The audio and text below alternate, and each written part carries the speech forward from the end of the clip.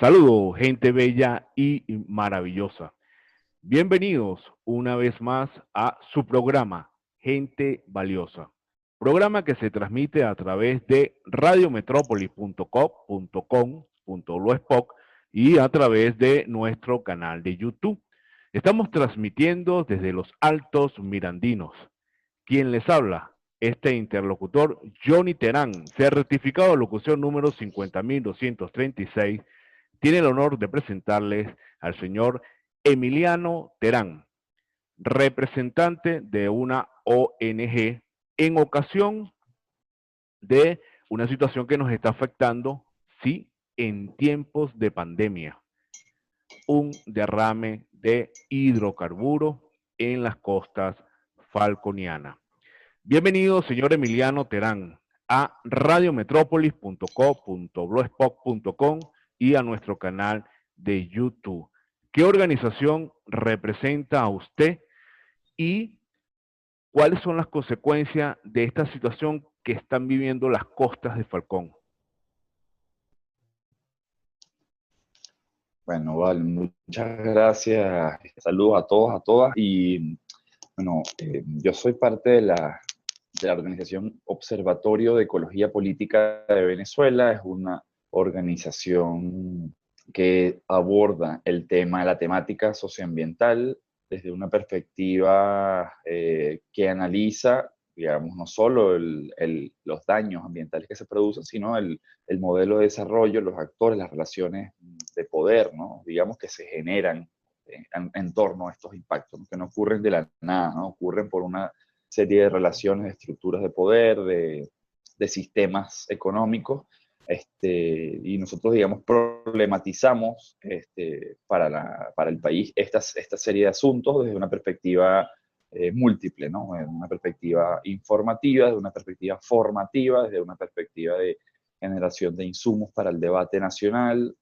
Digamos, tenemos una serie de insumos en las cuales hacemos seguimiento de estos temas y que están disponibles para la población en la página web ecopoliticavenezuela.org. Ahí pueden ver la serie de cosas que hacemos. También hacemos trabajos comunitarios, ¿no? Y diría además, para estar informado de este y de muchos otros aspectos ambientales que están ocurriendo, el derrame, que yo le diría a Johnny, los derrames, ya le voy a explicar un poco por qué hablamos de los derrames. El derrame, lamentablemente, es uno de varios problemas ambientales que se están suscitando en el país y de varios conflictos que están generando esos problemas ambientales en el país. Me preguntaba específicamente por la situación del derrame reciente, que sale, según toda la información recabada, de la refinería del Palito. Luego, información confirmada. Lamentablemente, este derrame sale desde la refinería del Palito y según la información que se logra recabar, este derrame, que ha sido estimado, calculado, estos cálculos se hacen por varios insumos, por ejemplo, análisis satelitales, este es uno, en un derrame de unos 20.000, 25.000 barriles de crudo, y este derrame por corriente de viento llega al Parque Nacional Morrocoy y la reserva de fauna de Cuare, que está dentro del espacio, el mismo espacio, ¿no? del Parque Nacional. Es muy importante mencionar, entre varias cosas que se podrían hablar, ¿no? El hecho de que ese parque, como ustedes seguramente lo saben, ¿no? Digamos, nosotros sabemos la belleza del parque, ¿no? Porque hemos estado allí, es un parque de una belleza infinita, pero también tiene unas funciones socioecológicas importantes. Ese parque, el tipo de ecosistema que lo domina es principalmente el bosque de manglares, como ustedes lo saben. Y esos son ecosistemas extremadamente delicados a derrames, sobre todo, ¿no? Muy delicados a este tipo de impacto, Por esto, inclusive, esta figura del Parque Nacional se crea para proteger este tipo de ecosistemas que no solo son delicados. Los humedales de este tipo son ecosistemas que tienen una protección particular a nivel mundial, sobre todo porque principalmente desde los años 80 vienen siendo destruidos a nivel mundial a unas tasas alarmantes. Alarma que ha disparado incluso Naciones Unidas, alarma que ha disparado la FAO, etcétera, porque el nivel muy veloz de destrucción de humedales, de manglares en este caso específicamente, en el mundo es muy acelerado. Los manglares tienen funciones socioecológicas múltiples, porque el manglar en sí mismo reúne un montón de vida, ¿no? De vida ecológica, inclusive Es para correcto. la gente que vive en estas zonas, depende mucho de la salud de los manglares por cuestiones, por ejemplo, de la pesca, ¿no? Los peces que viven de estos ecosistemas.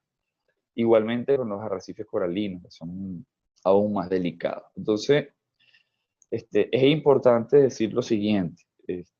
La información oficial que se maneja depende, por supuesto, o debería depender de una investigación realizada en relación al tema.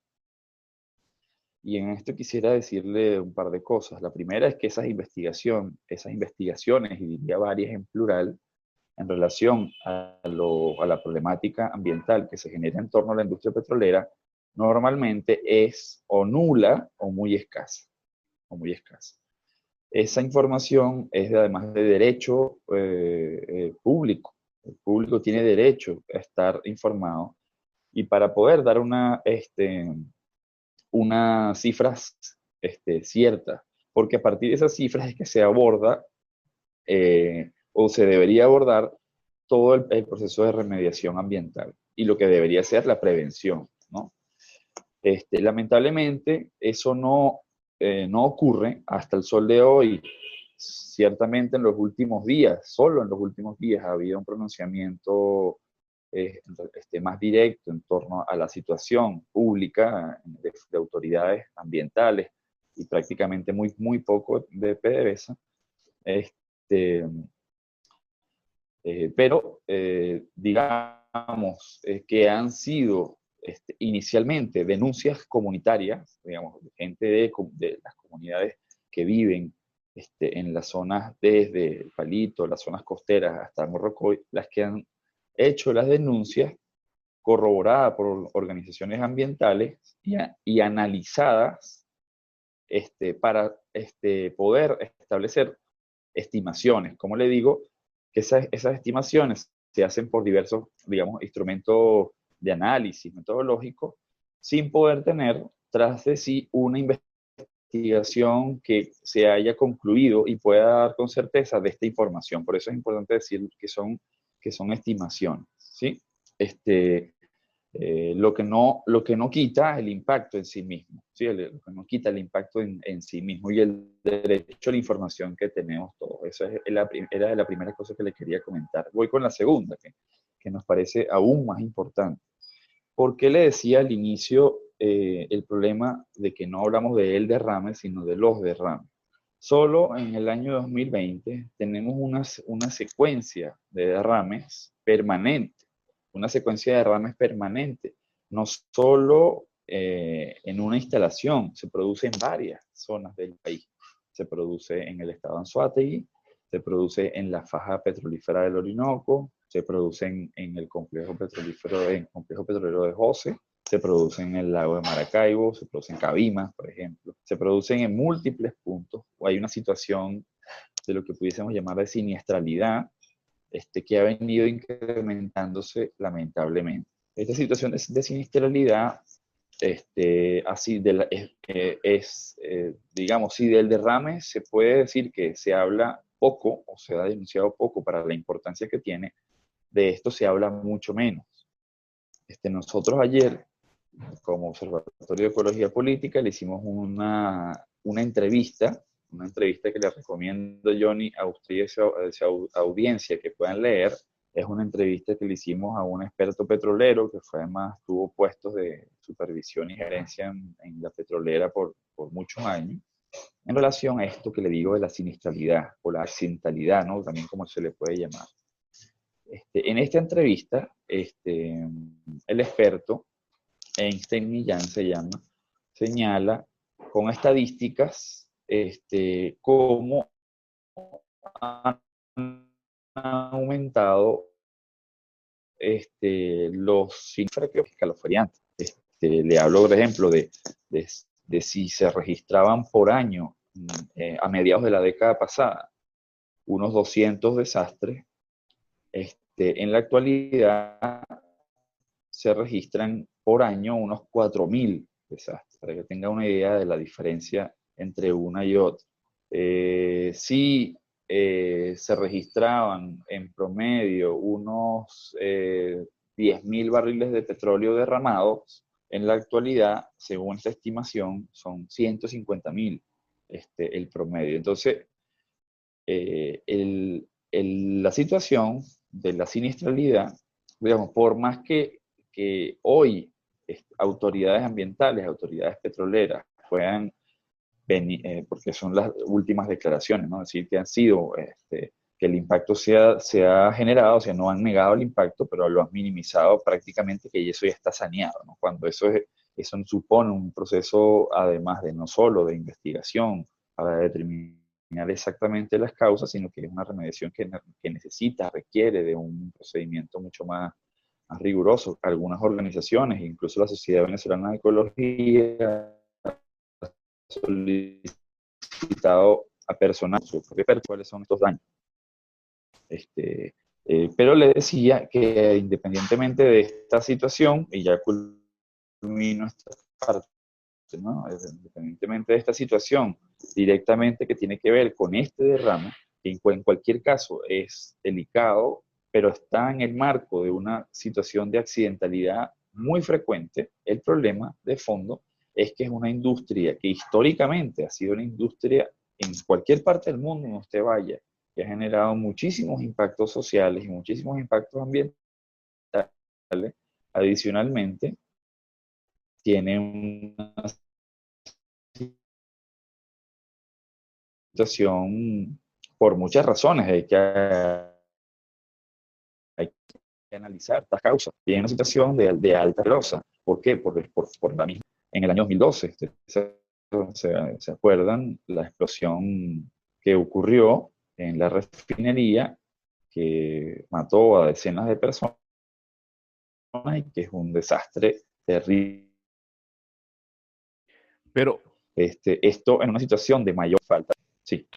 fíjate lo siguiente, desde la nacionalización de nuestro petróleo, que sin duda alguna trajo eh, eh, beneficios socioeconómicos e impacto sociocultural, un recurso que le dio desarrollo, por supuesto, a Venezuela y tenemos que reconocerlo.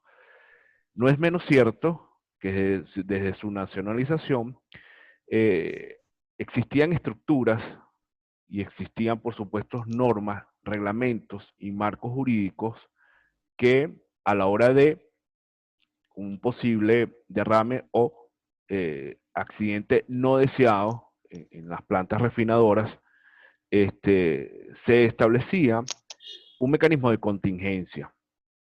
Y no solamente un mecanismo de contingencia, sino que también se establecían la recuperación post accidente para medir justamente lo que usted está mencionando, ese impacto en el ambiente. Eso en años atrás. En la actualidad, como usted muy bien lo acaba de mencionar en este momento, pareciese que no es así. Pareciese que venimos en un franco deterioro de nuestras industrias en materia de prevención y en materia de saneamiento a la hora de un accidente de este tipo que nadie obviamente lo desea. Corresponden a las autoridades y al Ministerio Público establecer las responsabilidades pertinentes. Pero lo más preocupante es el impacto en el medio ambiente a largo plazo, porque sí, ha salido en las redes sociales, ha salido muy poco en los canales del Estado, sabiendo que tenemos una pandemia, que tenemos una situación bien difícil en nuestro país, el saneamiento y recogiendo el hidrocarburo. Pero el impacto, el daño en nuestro ecosistema, y digo eco porque tenemos que ser como venezolanos corresponsables de lo que está pasando.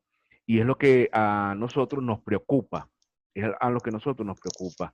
Y queremos difundir justamente esto, el impacto a largo plazo. O sea, ya el manglar, el coral, la biodiversidad están afectados. Eso tú no lo puedes recoger con una pala. Eso no lo puedes recoger con un paylover, ni meterlo en una bolsa negra, ¿ok?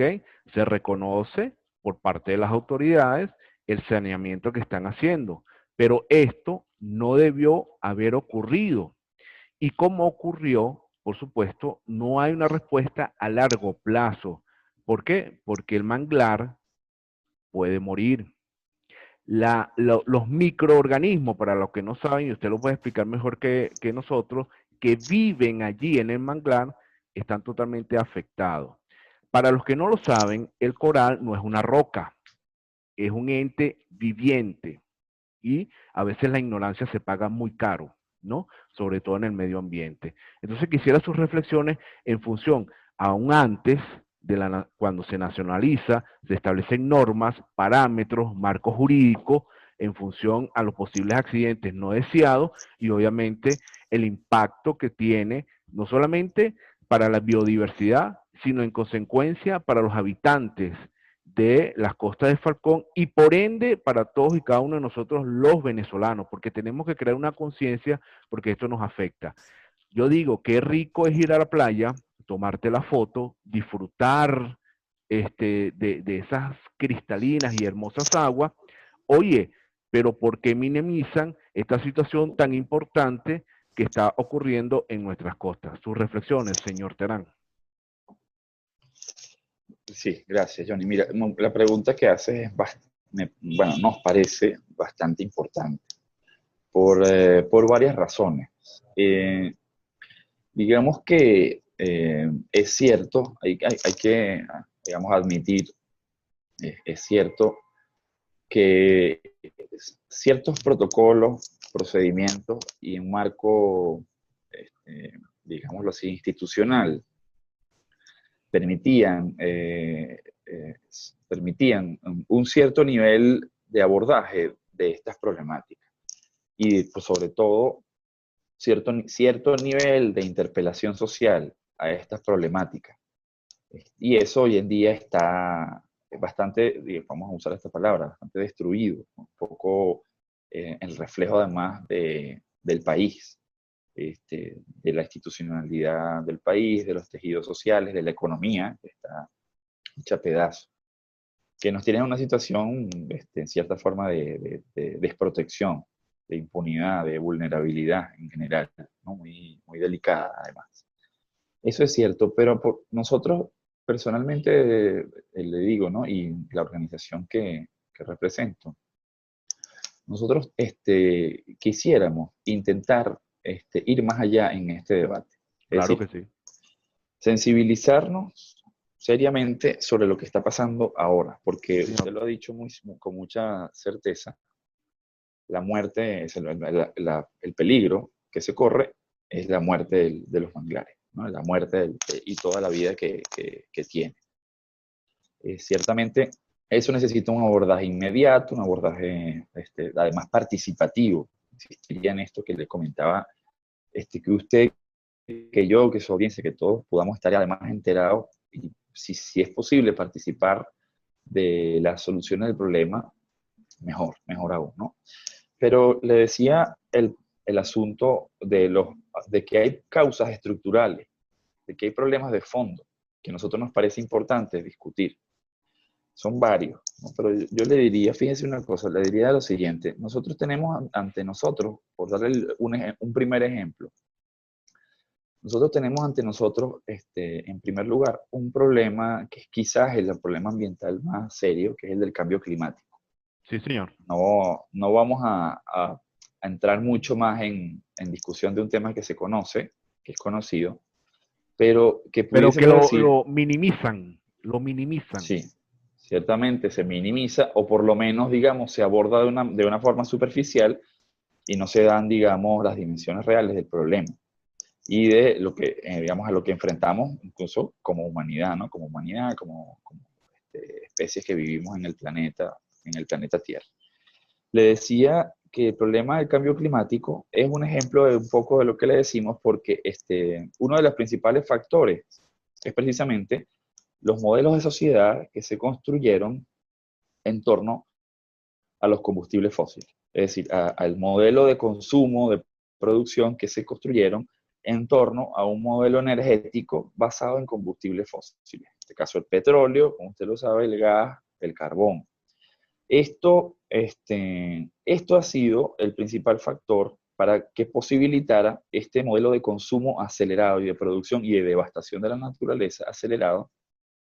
Y por eso hoy en día pareciera quedar un poco más claro que hay un señalamiento inclusive con la propia industria petrolera, con el propio modelo que conlleva la industria petrolera. Es decir, lo pongo de un punto de vista más propositivo, el hecho de pensar otras formas de energía y de economía más allá de los combustibles fósiles, que nos lleven a pensar, por ejemplo, si Paraguaná, toda la península, digamos, toda la península, solo serviría para ser el repositorio de una enorme refinería o podría ser otra cosa diferente económicamente hablando, igual que la Amazonía con el tema de la minería que usted también lo debe conocer. Pero yo recuerdo La que aquí pregunta por plantearon la energía eólica y claro, montaron un proyecto hace unos años atrás.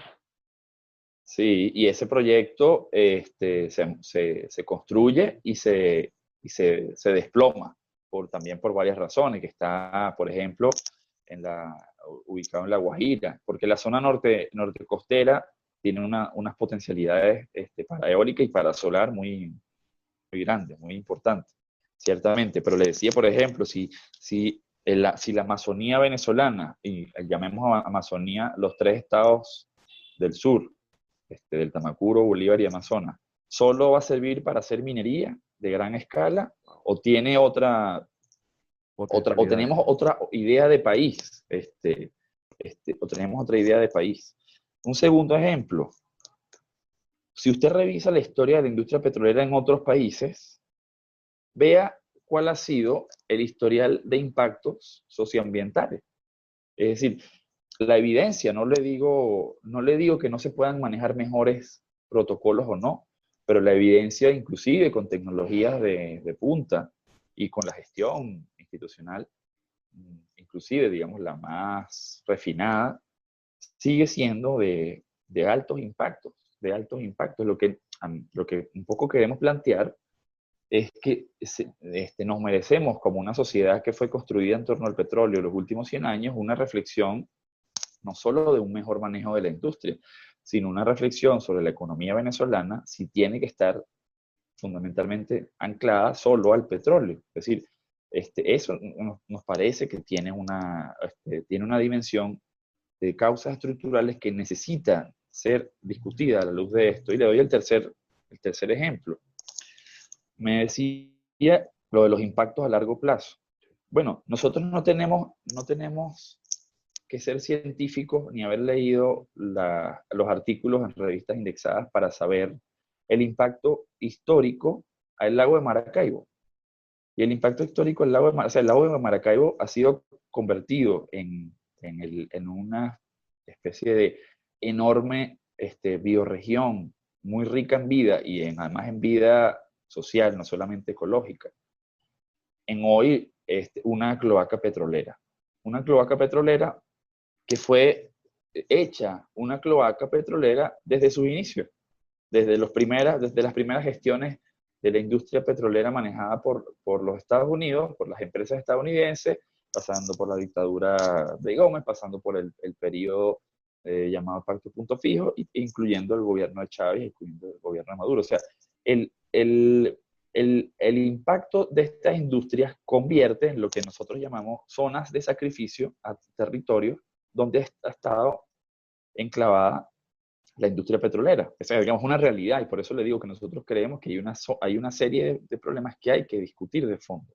¿Qué pasó qué ha pasado con la población que vive en la península paraguana, por ejemplo? O sea, ¿cómo es posible que el venezolano, y usted que me hablaba de problemas que no se discuten, cómo es posible que después de más de 100 años de industria petrolera, sabiendo que los mechurrios, vivir al lado de un mechurrio produce cáncer, produce otras enfermedades, no haya prácticamente investigaciones publicadas, porque hay investigaciones pero engavetadas, sobre los impactos que tienen, sabiendo que cuando conversas con gente que vive cerca de los mechurrios está enferma, por dar un ejemplo? O sea, eso es un crimen, digamos, en toda la extensión de la palabra, sobre temas que nos parece importante discutir sobre el propio modelo de desarrollo, además a la luz de un colapso de la propia economía petrolera, ¿no? Que como usted muy bien sabe, nos volvió dependientes de la renta, nos volvió dependientes de un Estado centralizado y una serie de cosas. Entonces, sí, y cierro con esto que usted decía en relación a los impactos ambientales. Los grandes derrames o los derrames importantes generan un impacto en la opinión pública. Y tiene unos impactos ambientales particulares, dependiendo del ecosistema, unos más que otros. Pero nosotros, en realidad, además, nuestra historia reciente está atravesada por microderrames permanentes, casi decirle cotidianos, que son invisibles, que la opinión pública no los aborda. Y esos derrames son, por ejemplo, en el lago de Maracaibo, diarios, porque, como dicen, ¿no? El espagueti, ¿cómo se ha escuchado esto, ¿no? El espagueti de tubería que está dentro del lago. Si quitáramos el agua, lo que viéramos es como un plato de espaguetis de tuberías que atraviesan. El lago vive microderrames, reconocidos por la industria en su momento, ¿no? Microderrames diarios, y ese derrame diario, cotidiano, genera un impacto que a largo plazo, dependiendo del ecosistema, supone que el daño se convierta en irreversible. Es decir, que ya no haya nada que hacer porque el ecosistema superó el umbral de recuperación y sencillamente y llanamente ya no puede recuperarse.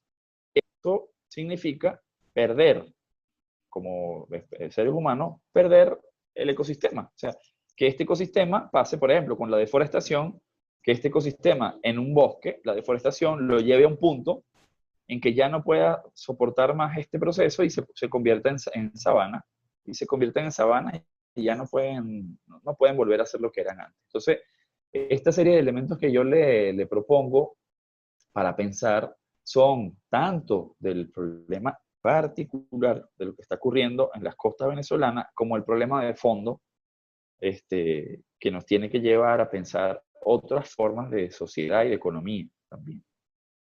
Pero pareciese que no hay la disposición política de abordar justamente esta problemática tan importante, más allá, por supuesto, de la ONG, que las han satanizado, y debo decirlo con mucha responsabilidad, que las han estigmatizado, y vaya la labor, por lo menos, la organización que usted representa, porque tienen su estructura, tienen una misión, tienen una visión, tienen un acompañamiento. Y desde acá nosotros no pretendemos politizar, porque no vamos a politizar esta situación como pudiesen hacerlo otras personas u otros organismos desde su punto de vista. Yo se los respeto, pero lo que nosotros desde Radio Metrópolis queremos es crear esa conciencia y que cada uno de nosotros nos involucremos, porque cuando tú dices, me duele mi país, tienes que demostrarlo en acciones, en tus acciones.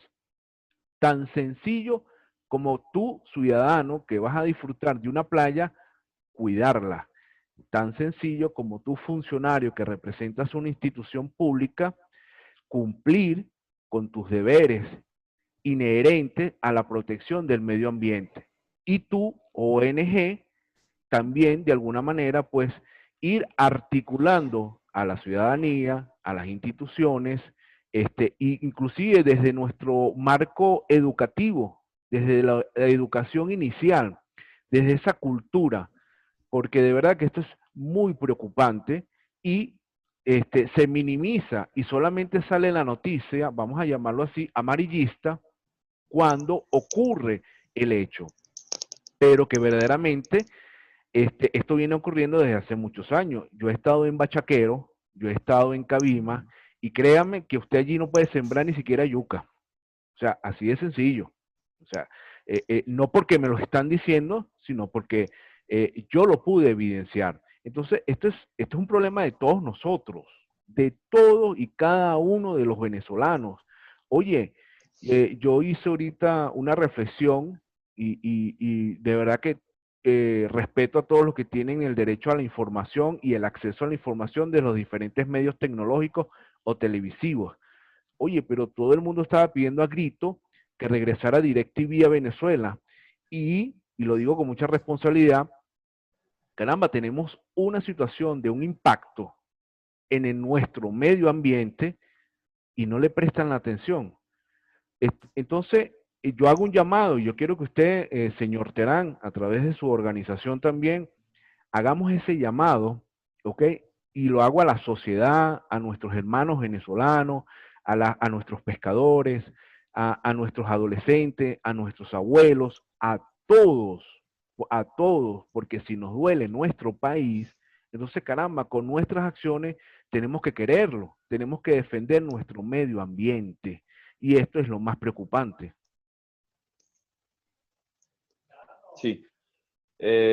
Bueno, ciertamente yo coincido en que hay temáticas que son vitales, vitales, ¿no? Literalmente, ¿no?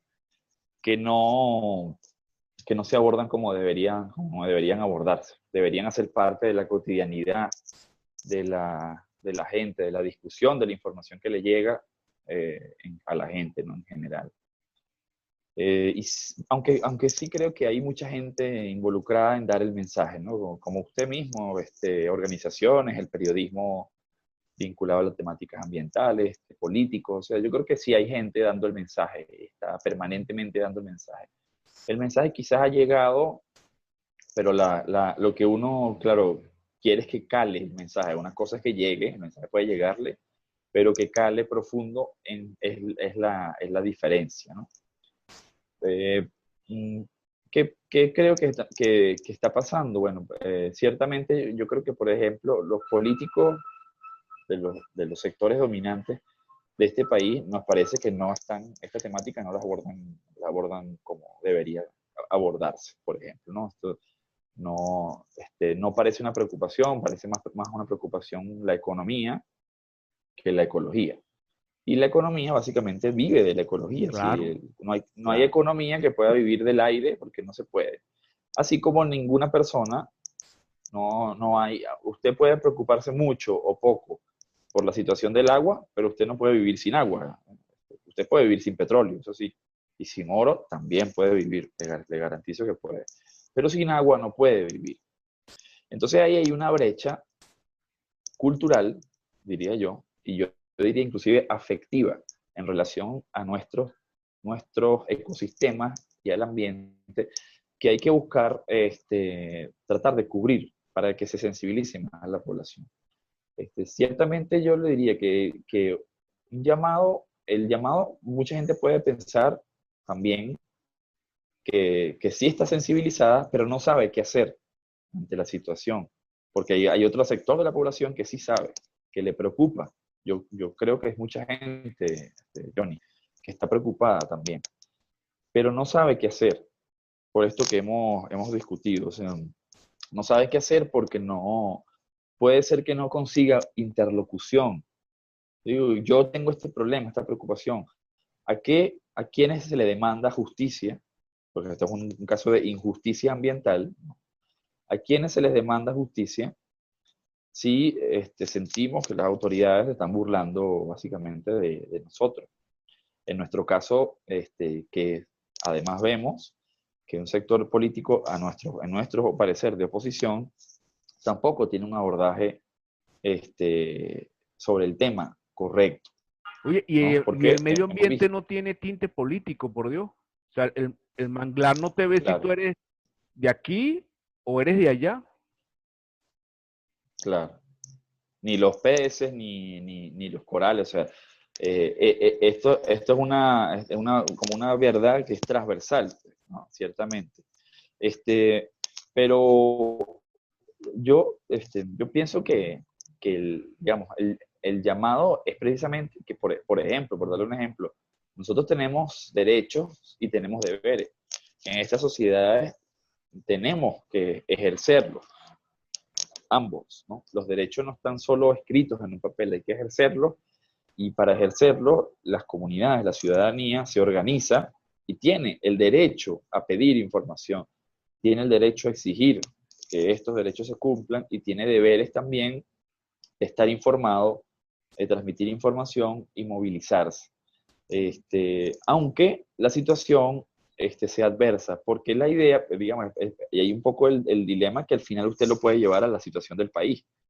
Esta situación necesita de un cambio, este, de un cambio social también que sea impulsado desde la ciudadanía, con todos los obstáculos que tiene. Porque lo que está en juego no es solamente que salgamos de la crisis económica, sino está en juego la vida misma. Por darle el ejemplo que le he comentado ya varias veces en el programa. Por ejemplo, por la situación del agua.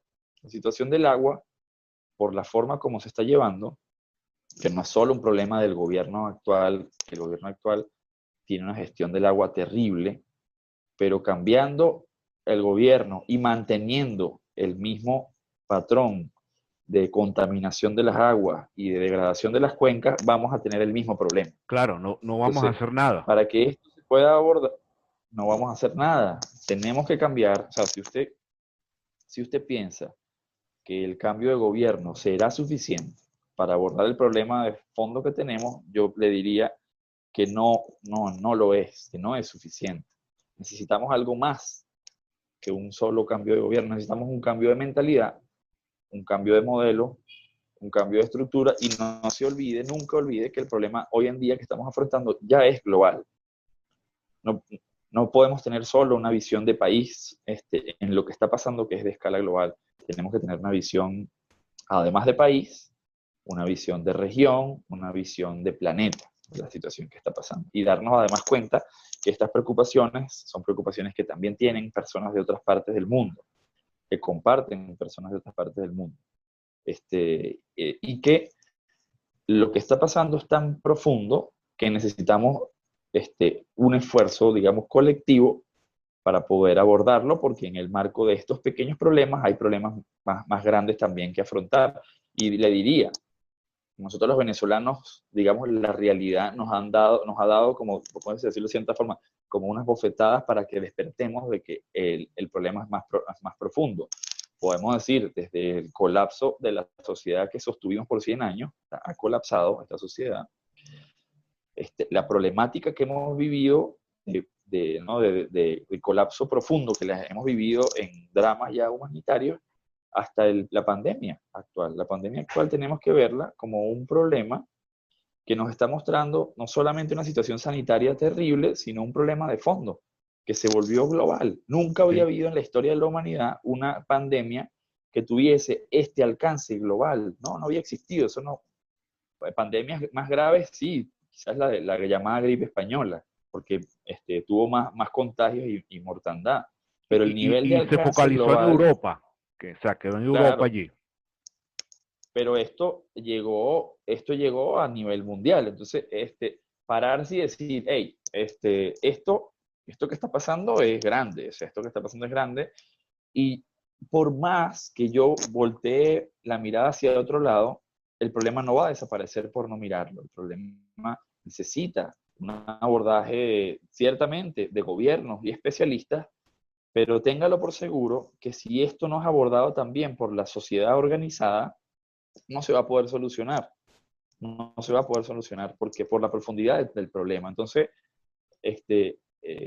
necesitamos un cambio de todo, de mentalidad, y ahí el rol que tiene cada quien que nos escucha es tremendo, que tiene hijos, que vive en un barrio, en una comunidad de diversos tipos, que tiene una realidad colectiva, comunitaria, ¿no? Social, con la cual es la primera con la cual tiene una interacción, que tiene una situación del agua particular y que tiene que abordarla con su barrio, con su comunidad, que tiene que además interpelar a las instituciones que manejan la situación del agua, pero también tiene un territorio, depende de donde vive un territorio, que el agua puede estar siendo impactada. O sea, porque si usted echa la basura y se acumula la basura, de una u otra forma va a impactar el agua que usted consume. Puede ser en la quebrada donde está en su bar, o puede ser que se la lleven a un sitio donde va todo esos desechos van a impactar al agua. Entonces, al final, si usted no tiene agua en su grifo, ¿no? Es probable que esté relacionada con la basura que usted tira y puede que inclusive esté vinculada con la minería, porque puede ser que la contaminación minera en otro lado o derrames petroleros como pasó con Guarapiche. ¿Usted se acuerda que cuando hubo el derrame en Guarapiche le tuvieron que quitar el agua a Maturín y a otros pueblos Esto, por porque, o una sea, semana porque no llegó se podía a las garantizar? cuencas, llegó a las cuencas. Claro, y no se podía garantizar que el agua que tomaran los maturinenses era apta para el consumo. Entonces, cuando usted se da cuenta que el problema ambiental llega al grifo en su casa y que si esto empeora el acceso al agua, que ya para nosotros es malo, puede empeorar, tiene que darse cuenta por sus hijos, por su comunidad, por su barrio y por su país, que esto o se aborda o va a llegar a un nivel de empeoramiento que va a poner en entredicho la propia posibilidad de vivir de manera apta. Entonces, el llamado, por supuesto, que es un poco la misión que tenemos nosotros de participación. Nosotros creemos, somos fieles creyentes en que estos son problemas que se abordan desde cambios de modelos institucionales, pero desde la participación social protagónica, directa, y de abordar los problemas también territorialmente, no solo en las instituciones del Estado allá arriba, sino en los territorios también, que tienen siempre un abordaje particular. Sí, definitivamente la experiencia nos indica, y por supuesto sus indicadores a través de la organización que usted representa, que tiene que ser así. En cada reunión de la Organización de Naciones Unidas, más de un mandatario toca el tema ambiental. En su agenda siempre llevan el punto ambiental, pero queda allí en Naciones Unidas. Y recuerdo que el expresidente fallecido, Hugo Rafael Chávez Frías, en una de sus exposiciones de la ONU, se afianzó mucho en el tema ambiental y sobre todo en Venezuela. Eh, luego, en el arco minero, expulsa a estas empresas canadienses que están explotando el parque nacional, porque es parque nacional. Bien, pero queda allí. Tenemos que ir aguas abajo. ¿Por qué? Bueno, regresó el arco minero. Wow, a mí me da un dolor ver Canaima, de verdad. Y eso no sale en las noticias. Es a través de ustedes que el venezolano se entera y las personas verdaderamente preocupadas por nuestro medio ambiente. Entonces, hubo una política a través del fallecido presidente Hugo Rafael Chávez Frías en proteger el medio ambiente y pareciese que tuvimos un retroceso y los resultados son devastadores. Yo no estoy exagerando ni somos amarillistas, y corríjame usted, pero los resultados en el arco minero son devastadores. Sí, señor, ciertamente. Sí, la situación del arco minero es otra situación. Yo creo que es probable que sea el problema ambiental más importante de Venezuela actualmente. Y es otro que hay que ponerle la mirada. Pero bueno, en todo caso, no solo el proyecto del arco minero, sino toda la situación de la Amazonía venezolana, que es muy grave. Es muy grave. Hay que hacer otro llamado de atención en relación al tema. La situación de la expansión de la minería, además ilegal, además involucrada con grupos criminales armados, o sea, de corrupción. Es muy delicada porque además de los impactos ambientales a estos ecosistemas que sabemos que son extremadamente delicados y lo necesitamos para vivir, está en una situación de descontrol. Y si esto crece más, luego, ¿cómo se controla? ¿Cómo se logra controlar esto que tiene, por estudios que se han hecho, múltiples puntos, muchísimos puntos mineros ¿no? desplegados por toda la Amazonía venezolana? Todas. Es que yo le diría, haga el recorrido desde la frontera con Guyana, en el Esequibo venezolano, ¿sí? Desde ahí, ubíquese, por ejemplo, si usted quiere, en Tumeremo, El Dorado, las Claritas, ¿no? Esa sería la frontera del lado oriental del país, en la Amazonía. Y recórralo hasta el otro extremo suroccidental. Váyase, por ejemplo, Parque Sierra La Neblina. Ujú. En el otro extremo, territorio Yanomami, que está siendo impactada principalmente por la minería ilegal de garimpeiros brasileños y otros grupos mineros, también afectada. Parque Yapacana, un poco más al norte, o sea, el espectro está siendo cubierto completo, en unos niveles peor que en otros. Los puntos los peores son evidentemente esta subregión donde está el Callao, Tumeremo, ¿no? El municipio Sifontes y Gran Sabana, y la cuenca del Caroní, hasta Icabarú, hasta el sur.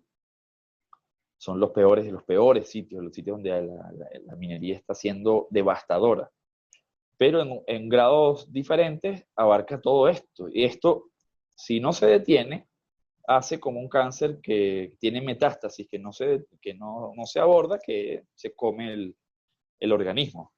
Entonces, creo que, como le decía, igual que con el tema petrolero, también se ha hecho ruido con esta situación. Bueno, hasta hace poco, usted lo debe saber, si no me equivoco, ya un mes habrá sido ya, que en el informe, en la actualización del informe de la Comisión de Derechos Humanos de Naciones Unidas, que está presidido ahora por Bachelet, salió el informe que reflejaba esto, que al final es lo mismo que se venía diciendo. O sea, es lo mismo que se venía diciendo. Esto lo digo no por darle centralidad al informe, es para que vea hasta dónde ha llegado el conflicto que está generando el arco minero. O sea, ya tiene alcance global. Y esperamos que tenga más alcance, porque hay que hacerle un abordaje, hay que hacer mayor presión para que esto se detenga. Nosotros pensamos que es un proyecto que debe ser detenido, ese proyecto. Y hacer una discusión sobre quizás ciertos emprendimientos con el fin de hacer, a nuestro juicio, una transición hacia una propuesta, si se quiere, socioecológica y una perspectiva económica que sea sostenible tanto para los ecosistemas de la zona como para las comunidades que ahí viven en estos territorios, que además impacta a todo el país. O sea, pero de tener ese proyecto. Nosotros somos partidarios con argumentos porque se debe de tener este proyecto, además de lo devastador que es pensar en alternativas societales, económicas para la Amazonía, ¿no? Nosotros tenemos también una publicación sobre alternativas que hicimos, que también con gusto le puedo compartir para que después con su audiencia la pueda compartir también sobre este tema. Bueno, hemos llegado al final del programa Gente Valiosa con Emiliano Terán. Hay mucho que decir. Esto no queda aquí. Esto es apenas la punta del iceberg de una problemática que se viene arrastrando desde hace muchos años. Y organizaciones como la que usted representa, Emiliano, de alguna manera están aportando soluciones, porque no se trata de maximizar un hecho o un accidente no deseado, sino tomar conciencia de lo que está sucediendo y aportar soluciones. Redes sociales, página web, a dónde puede acudir alguien venezolano o venezolana que esté preocupado, adolescente, joven, que quiera de alguna manera participar y dar su grano de arena, perdón, en la protección del medio ambiente. Sí, bueno, hay muchas formas, sí, nosotros, bueno, como le comentaba, digamos que lo primero invitarlos a seguir el observatorio que tiene insumos para esto, ¿no? Nosotros tenemos una página web, como le decía al inicio, que ustedes pueden visitar, www.ecopolitica.org.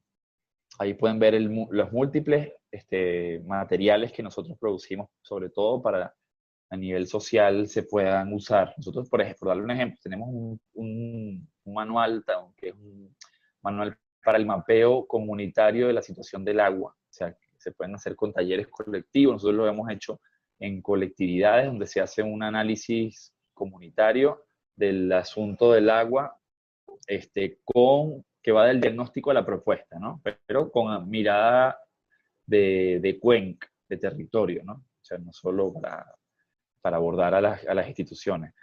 Y, bueno, invitarlos a revisar todos los insumos, las noticias que estamos publicando y todo esto, y invitarlos a organizarse en sus propios territorios, pues cada territorio tiene su propia problemática. Sí, señor. Y esa problemática genera muchos impactos, nosotros lo sabemos, ¿no? Muchos impactos, y esos impactos pueden ser abordados desde la organización. O por otro lado, que su organización que ya existe, puede que ya esté organizada la persona o las personas, puedan darle también un enfoque socioambiental a lo que pasa en su barrio, en su comunidad, en su urbanización. Es decir, que lo que trabaja, lo que aborda, tenga una visión transversal en relación al agua, en relación a la fauna y flora que está alrededor de su sector, en relación, por ejemplo, a los hábitos de consumo, a reflexiones colectivas sobre el cambio climático, como por ejemplo el cambio climático va a afectar a Venezuela y qué se puede hacer, cómo se puede abordar. Hay muchas temáticas de interés. Y estar informado y exigir información también, que es muy importante. Y seguir en el debate, ¿no? Necesitamos como sociedad, nos parece, Johnny, debates de problemas de fondo también. O sea, no podemos estar, a nuestro juicio, pasando años, décadas, debatiendo solo de quién es el mejor presidente y no abordar el problema y los problemas de fondo. Es decir, que yo no digo que la discusión de quién es el mejor presidente sea importante, sí es, pero hay otros problemas que no se abordan prácticamente y son problemas de fondo. Son problemas importantes que son parte de nuestra vida cotidiana. Entonces, esos temas tienen que ser abordados también y nosotros invitamos a abordarlos también y ofrecemos todo el apoyo que se pueda para hacerlo pues, también. Bueno, radiometrópolis.com, nuestro canal de YouTube, toda nuestra directiva, te dejamos las ventanas abiertas a ti y a todas las organizaciones que de alguna manera están aportando su grano de arena y soluciones a esta problemática del medio ambiente, no solamente en Venezuela, sino a nivel mundial. Y espero verte en una próxima oportunidad, porque este es un tema constante. Esto no es un tema coyuntural y no porque hubo un accidente no deseado desde el punto de vista de los hidrocarburos o cualquier evento que atente contra el medio ambiente. Es constante. Y en esa lucha estamos Radio Metrópolis, así como tu organización que tú representas, y seguiremos todos los días informando a través justamente de las redes sociales y maximizando con responsabilidad y con conciencia. Creo que es el deber ser, porque todos tienen el derecho a informar.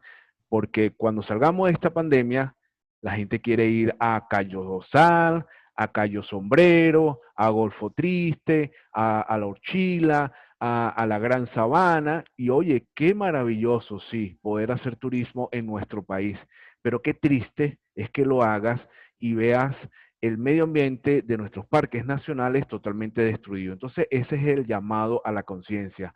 Gracias, Emiliano Terán. Espero verte en una próxima oportunidad. Sé que estás muy ocupado. La organización a la cual representa está constantemente trabajando y bueno, tienes acá un apoyo desde el punto de vista comunicacional para crear esta conciencia y seguir difundiendo y atacar, por supuesto, de fondo, de estructura y dar soluciones para nosotros tener un mejor ambiente para esas generaciones que vienen detrás de nosotros, para esos muchachos que de alguna manera pues tenemos que crearle esa conciencia, porque es la tierra, la Pachamama, donde nosotros habitamos. Y si la destruimos, o sea, ¿hacia dónde vamos a ir?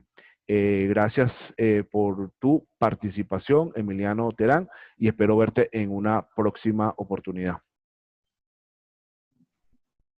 Muy amable, Johnny, saludos a todos y bueno, también cuenten con nosotros. Creo que la articulación de esfuerzos es muy importante. Estamos en contacto y bueno, igual la organización para cualquier persona que quiera mayor información puede también, que olvidé, contactarnos por las redes sociales. El observatorio está en Facebook, en Twitter y en Instagram. Entonces por ahí también nos podemos ver y seguir estas discusiones y estos aportes. Entonces, bueno, por acá, desde acá les mandamos un abrazo y estamos en contacto. Mis amigos, mis amigas, radioescuchas, internautas, usuarios de radiometrópolis.co.blogspot y a través de nuestro canal de YouTube, estuvimos conversando con Emiliano Terán. Será hasta una próxima oportunidad en tu programa Gente Valiosa. Y como siempre digo, gracias totales.